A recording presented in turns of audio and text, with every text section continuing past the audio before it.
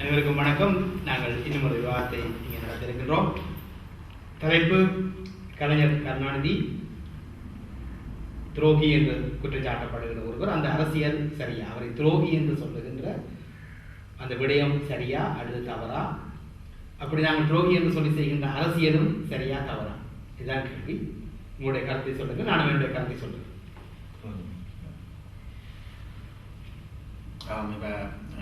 அரசியல்வாதிகள் போது அவர்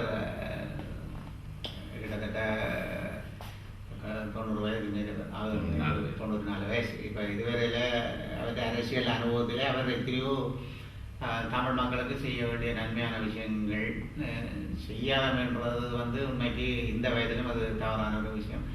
கடைசியாக நடந்து முடிஞ்ச அவர் சேர்ந்த அவர் வென்றிருந்த அந்த எலெக்ஷன் காலத்தில் வந்து எவ்வளோ சிறப்பான விடயங்கள் இருக்கலாம் என்ற கருத்து கொண்டு, அடுத்தது எப்படியும் நாங்கள் எங்களுடைய தமிழ் இளம் சார்ந்த அந்த நோக்கில் பார்த்து கொடுத்தி அவர் அங்கே கூட அவர் எங்களுக்கு தமிழ் மக்களுக்கு ஒரு சிறப்பான நல்ல விடயங்களை முன்வைக்கிறதுதான் என்னுடைய கருத்து. எங்களுக்கான ஒரு சிறப்பான வேலை செய்ய ஈழ போராட்டத்திலேயே கருணாநிதி துரோகி, தமிழீழ போராட்டத்துக்கு அவர் துரோகம் செய்தார்.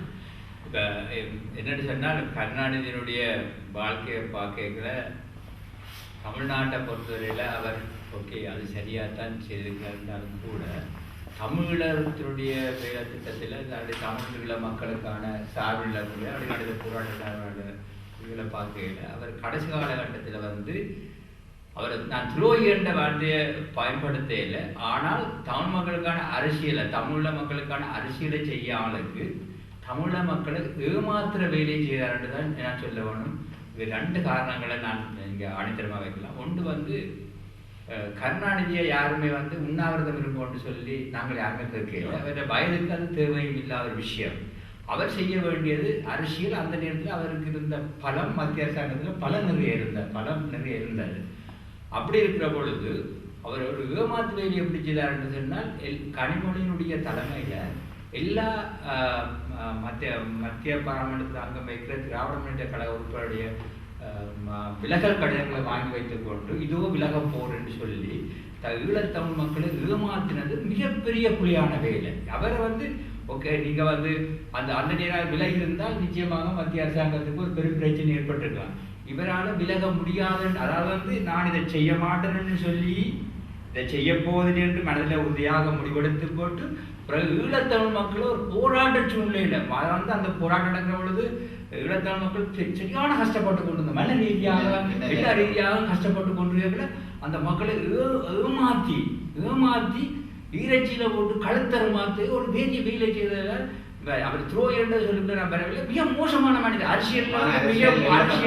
அரசியல்ல மிக கேவலமான வேலை செய்கிறார் என்பதான் என்னுடைய கருத்து. நாங்கள் இந்த விரிவாக சொல்லலாம் என்ற கருத்து அதேவாக இருந்தாலும் அந்த பிலம் பற்றி சொல்லியிருக்கேன். 40 பேருடைய ஆதரவிலே அந்த நேரம் காங்கிரசுடைய ஆட்சி இருந்த நேரம் தமிழ் மக்கள் சார்பாக நீங்கள் ஒன்றுமே செய்திருக்க தேவை, உண்ணாவிரதம் இருக்க தேவை, சங்கிலியில் கையை கோர்த்து கொண்டு நின்றுருக்க தேவையில்லை.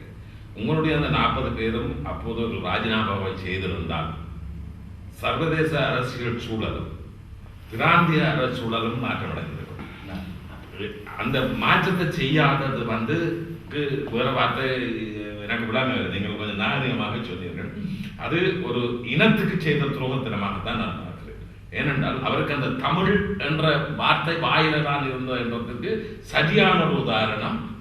அந்த நேரம் அவர் இந்த மது தாயத்திலே இவ்வளவு லட்சக்கணக்கான ஆயிரக்கணக்கான மக்கள் எல்லாம் அழிந்து கொண்டிருக்கிற நேரத்தில் போய் உண்ணாவிரதம் என்ற ஒரு நாடகத்தை அரங்கேற்றி போட்டு வாசிதம்பரம் சொன்னார், பிரணாம வச்சு சொல்லிட்டார், நின்ற இடத்துல சொல்லி அடுத்த ஒரு மணித்தியாரத்துக்குள்ள இவரால் கொண்டாடிவிட்டார்.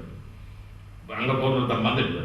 அப்ப இப்படியான ஒரு துரோகத்தனத்தை எந்த தமிழினம், அதாவது எங்களுடைய தமிழினம் எந்த காலத்திலையும் இவர் மன்னிக்க முடியாத ஒரு குற்றவாளியாகத்தான் பார்த்தார். அதாவது எங்கட ஈழ விடுதலே அவர்கள் தங்களுக்கு சார்பான அரசியல் நகர்வுகளாகவும் தங்களுடைய அரசியலை தக்க வைப்பதற்கு நீங்கள் சொன்ன மாதிரி அந்த இதில் அந்த பேரும் ராஜினாமா செய்திருந்தால் உண்மையாக அது வேறு ஒரு கோணத்தில் அங்கே நகர்த்தப்பட்டது. இல்லை, அது என்ன பிரச்சனை, ராஜினாமா செய்திருந்து ஒரு இடைத்தேர்தல் வந்திருந்தாலும் கூட இதை விட இன்னும் அதிகப்படியான வாக்குகளோட வெல்லக்கூடிய சூழலும் இருந்தது. அதற்கு ஏன் செய்யவில்லைன்றதுக்கு நான் காரணம் சொல்லுறேன். ஒரு நிமிஷம். என்ன பிரச்சனைன்னு சொன்னால், இவர்களுடைய ஸ்பெக்ட்ரம் ஊழல் பிரச்சனை பெரிய ஒரு பிரச்சனையாக அங்கே இருந்தது. இவர்களுடைய பிடி வந்து இவர்கள் வாய் துறக்க முடியாத ஒரு நிலைமை தெரியும். ஈழப் பிரச்சனைக்கு டெல்லிக்கு போக முடியாத இதே கருணாநிதி மகளுக்கு பதவிக்கும் பேரனுக்கு பதவிக்கும் மகனுக்கு பதவிக்கும் டெல்லிக்கு போனவர். இதெல்லாம் கண்கூடாக எல்லாரும் காணல. எங்களுடைய ஒரு இனம் என்ற உணர்வு அவருக்கு இருந்திருந்தார். சரி, இவர் அங்கே டெல்லியிலேயே முகாமிட்டு வேண்டும். இதுக்கு ஒரு முடிவு சொல்ல கேட்டிருக்கோம். இவற்றை கையில தான் அரசாங்கம் இருந்தது, ஒரு தீர்மானிக்க சக்தியாக இருந்தது. அதை செய்யாத துரோகம் தமிழ் இனம் என்று ஒன்று இருக்கும் வரையும் மன்னிக்க முடியாத இன்னும் ஒரு விஷயத்தை நான் சொல்ல வேண்டும். நான் ஆரம்பத்திலேருந்து யோசிச்சு கொண்டு என்னன்னு சொன்னால், ஒரு காலகட்டத்தில் வந்து தமிழ் தலைவர் கலைஞர் கருணாநிதி என்று தமிழகம் சொல்லிக் கொண்டிருந்தது, ஈழம் சொல்லிக் கொண்டிருந்தது. ஆனா ஒரு காலகட்டத்துக்கு மேல தமிழ தேசிய தலைவர் பிரபாகரன் தான் உலக தமிழுடைய தலைவர் என்று சொன்னது. அதாவது தமிழ்நாடு எங்குமே எல்லா அரசியல்வாதிகளும் சொன்னது கருணாநிதிக்கு பிடிக்கவே இல்லாது. இல்ல, அதுக்கு முதல்ல இன்னும் ஒரு பிரச்சனை இருக்கிறது. ஒரு பிறந்த நாளுக்கு கொடுக்கப்பட்ட ஒரு தொகை பணத்தை எங்களுடைய தேசிய தலைவர் அவர்கள் அதை வாங்க மறுத்து திருப்பி அனுப்பின அந்த கோபம் ஒன்று இருந்தது. இதுகளெல்லாம் அந்த பழிவாங்கும் ஒரு தன்மையை தான் காட்டுறது. உண்மையாகவே அதுதான் காரணம். வேற காரணங்களை நாங்கள் முன்வைக்கலாம். என்ன சொன்னால், உலகம் ஒருவரை கொண்டு கொண்டாடி கொண்டிருக்குது. திடீரென்று இன்னொருவன் வந்து முழு வீச்சாக இருந்து இவர்தான் உலக தமிழர்களின் தலைவர், இந்த உலக தமிழர்களை இனம் காட்டின ஒரு தலைவர், தமிழ தேசியத்துல பிரபாகரன் சொன்னது கருணாநிதியால ஜீரணிக்க முடியவில்லை. இந்த போரை நடத்தினது காரணம், இந்த மக்களை கொன்றதுக்கு காரணம் கருணாநிதி தான், வேறு எவருமே இல்லை. உடந்தையாக இல்லை.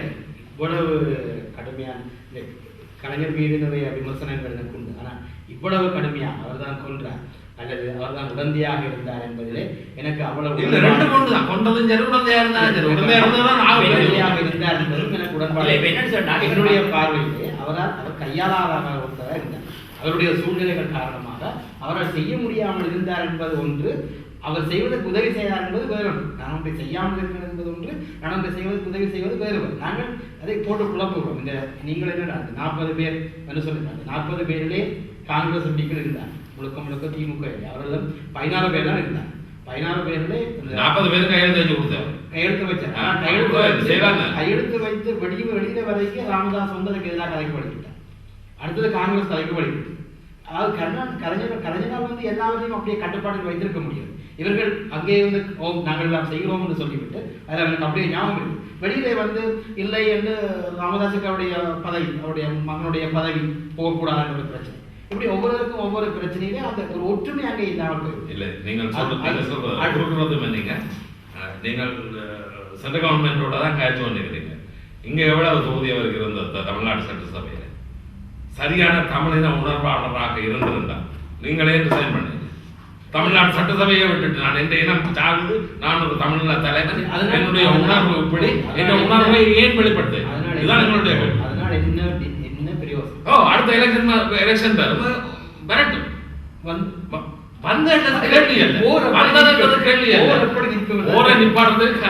சர்வதேசத்தின் பார்வையில் ஒரு மாநிலத்தின் அரசாங்கமே ரிசைன் பண்ணியிருக்கு. சாதாரணமா இருந்த சூழ்நிலை நாங்கள் மறந்துவிட்டோம், எல்லாத்தையும் மறந்துவிட்டோம். அன்றைக்கு இருந்த சூழ்நிலை, அன்றைக்கு தமிழ்நாட்டிலே மின்வெட்டு பிரச்சனை பெருசாக இருந்தது.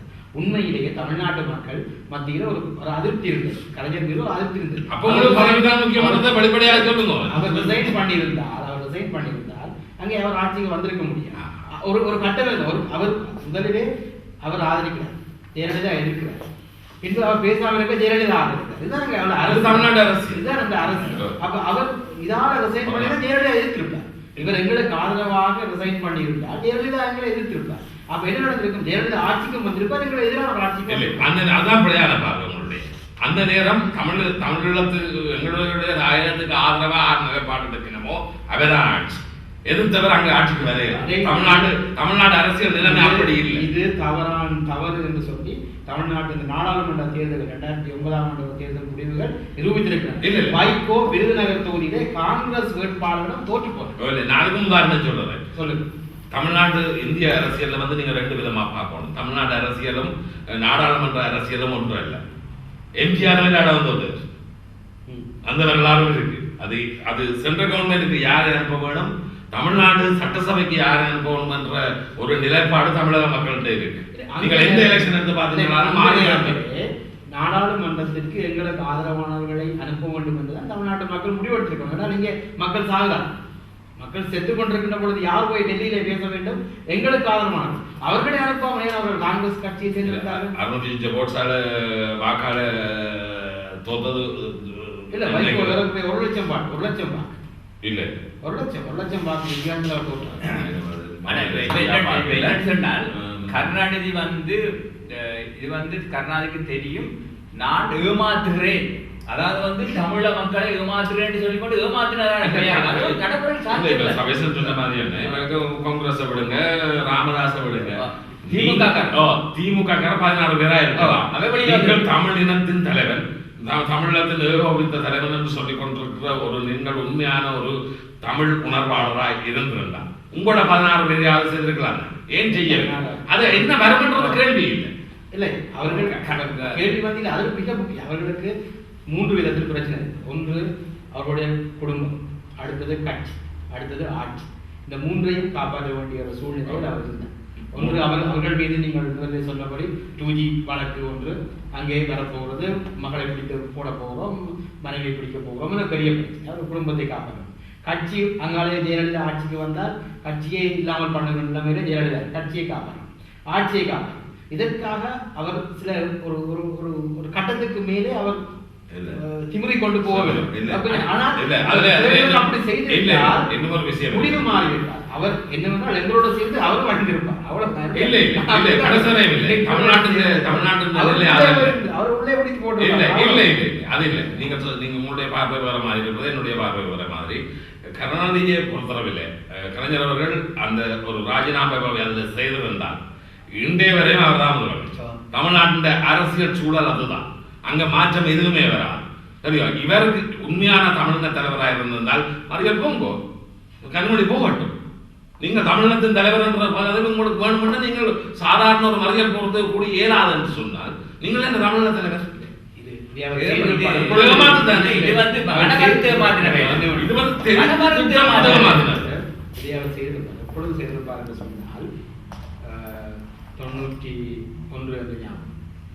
அவர் விடுதலை புலிகளை ஆதரிக்கிறார் என்பது குற்றச்சாட்டு. அங்கே விடுதலை புலிகள் சில தாக்குதல் நடத்தினார்கள் என்பது குற்றச்சாட்டு. இப்பொழுது அவருடைய ஆட்சியை கலைத்து விட்டார். சட்டத்தை மீறி, அதாவது மரபு இதை மீறி, ஒரு நியாயத்தை மீறி ஒரு பொய்யான குற்றச்சாட்டு மீறி அவருடைய ஆட்சியை கலைத்து விட்டார்.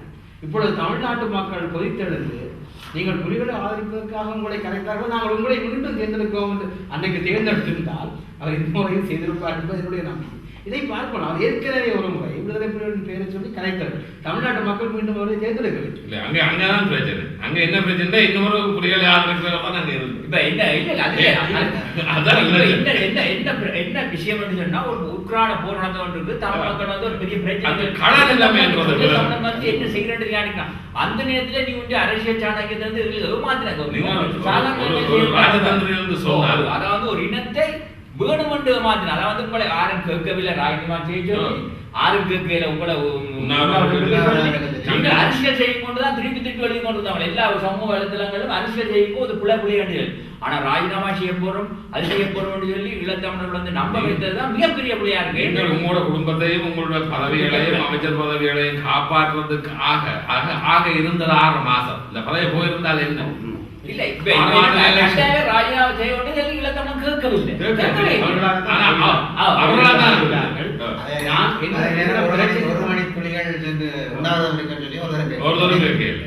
காலையில இருந்து மத்தியானம் 3 மணி நேரம் மொத்தமா காலையில சாப்பிட்டு போய் மத்தியானம் சாப்பாட்டு விட்டு இதுக்கு வந்து ஒரு சாதாரண பொதுமகனே, இதுக்கு வந்து பெரிய ஆய்வாளர் சும்மா சாதாரண பொதுமகனே இது இன்னதான் இவர் செய்கிறார் தெளிவா தெரியுது. அப்ப அந்த சாதாரண பொதுமக்களாக எங்களுக்கு இவர் பதவியை ராஜினாமா செய்ய மாட்டார் என்பதோ அல்லது அப்படி செய்தால் எங்களுக்கு எந்த மாற்றம் நடக்காது என்பதை ஏன் நாங்கள் நம்பினோம்? அதான் கேள்வி. நீங்கள் நம்பிக்கை தமிழர்கள்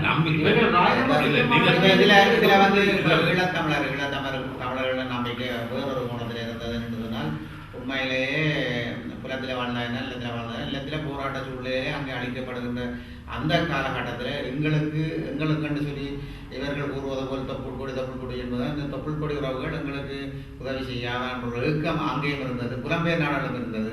இந்த புலம்பெயர் நாடுகளில் இருக்கப்பட்ட இந்த இயக்கங்கள் அல்லது அங்கே தாயகத்தில் இருந்த அந்த சூழ்நிலைக்குள் மாற்றப்பட்டுள்ள போர்க்களத்தில் மாற்றப்பட்டுள்ள மக்களின் எதிர்பார்ப்புக்கு இவருடைய உண்ணாவிரதம் இது ஒரு தேவையற்ற உண்ணாவிரதம். அப்படி இல்லை இப்போ திருமலை மகன் சொன்னது போல உண்மையிலேயே தன்னுடைய பதவியை அங்கே ராஜினாமா செய்திருந்தால் அது கூட அவருக்கு ஒரு தமிழினத்துக்காண்டி தமிழினத்துக்காண்டி தான் ஒரு சிறப்பான ஒரு சேவையை செய்தாண்டு உறுதி நினைத்திருக்கேன்.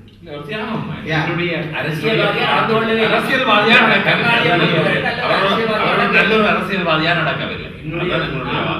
அன்றைக்கும் சரி இதையெல்லாம் அவர் செய்வார் இன்றைக்குமே நம்புறது இல்லை, ஏமாற்றவும் இல்லை.